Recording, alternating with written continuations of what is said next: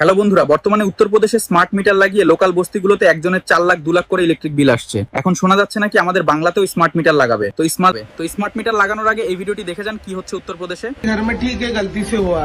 यानी हर एक पूरे बस्ती में 4 लाख 2 लाख यानी पूरी बस्ती बेच के बिल भरेंगे क्या ये लोग? पढ़े लिखे लोग है ना, जो भी ऑफिस में बैठे अनपढ़ लोग तो नहीं। जो स्मार्ट मीटर एक महीने का बिल आया है 4,65,700 रूपए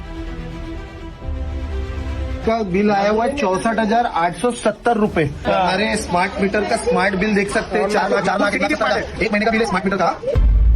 ये जो घर आप देख रहे हैं मेरे पीछे, ये 200 स्क्वायर फीट में घर बना हुआ है अंकल का, और इनका एक महीने का बिल आता है 4,65,700 रूपए। जबकि नया स्मार्ट मीटर यहाँ पे लगा के गए थे तो स्मार्ट मीटर का बिल था। आज इन्होंने झगड़ा किया तो पुराना मीटर लगा के गए और बोलते हैं बिल आपको भरना पड़ेगा 4,65,700। ये आई खड़ी है, ये आपका इनका घर देख सकते होंगे कि घर कितना बड़ा है और क्या है इस घर में, जबकि बिल है एक महीने का 7,680 रूपए। इनके घर में कारखाने क्या 4 लाख रूपए बिल भेजे, इनको क्या घर बेचेंगे क्या?